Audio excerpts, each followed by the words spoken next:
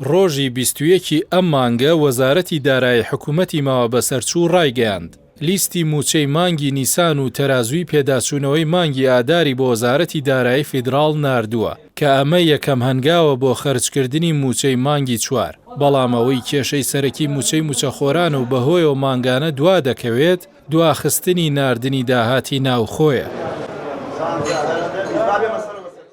ئەمە لە کاتێکدایە بەدەر لە یاسا و دوور لە پرەنسیپی حکوومەتداری داهاتی ناوخۆ لەلایەن پارتی وێکێتیەوە دەستی بەسەرداگیراوە و بەهۆی ناکۆکیەکانیشیانەوە هەمیشە ناردنی داهاتی ناوخۆ بۆ وەزارەتی دارایی فیدراڵ دوا دەخەن. لە ساڵی 2023 تا ئێستا کە کار بە یاسای بودجەی 2023 بۆ 2025 دەکرێت تەنها یەک مانگیش نەبووە لە نێوان 20 تا 25 مانگ داهاتی ناوخۆ بنێرن. ئەمەش بووەتە هۆی دواکەوتنی ڕاستەوخۆی موچە. بەو پێی بەغداد پاش ناردنی داهاتی ناوخۆ دەست دەکات بە ڕێکارەکانی ناردنی موچە کە زۆربەی کات 2 تا 3 ڕۆژ زیاتری پێ ناچێت. واتە هەموو مانگێک دوای ناردنی داهاتی ناوخۆ لەلایەن یەکێتی و پارتیەوە بەغداد ڕاستەوخۆ موچەی ناردووە.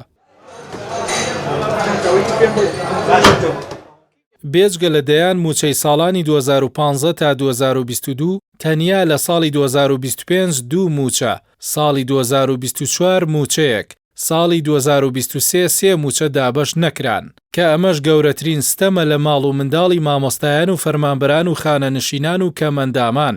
لەسەر و هەمووشیانەوە ستەمە لە منداڵی شەهیدانیش کە تاکە سەرچاوی داهاتیان موچەی شەهیدانەی ئازیزانیانە.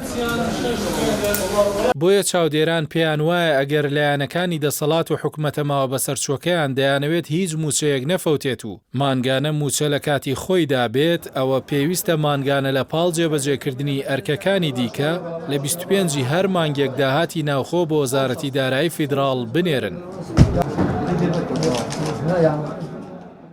هەر لەو چوارچێوەیەدا بۆ ناردنی موچەی مانگی چوار عێراق هاوشێوەی مانگەکانی دیکە و بەپێی ڕێکەوتن لەگەڵ هەرێم داوای داهاتی ناوخۆ دەکات.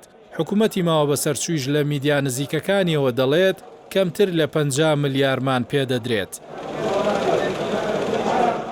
بەپێی زانیاریەکان وەزارەتی دارایی عێراق دەستی بە وردبینی لە لیستی موچەی مانگی چواری موچەخۆرانی هەرێم کردووە و پرۆسەکە لە چەند ڕۆژێکدا تەواو دەبێت. دوایەوەش چاوەڕوانی داهاتی ناوخۆی هەرێم دەکات بۆ ئەوەی دەست بە خەرجکردنی موچەی هەرێم بکات.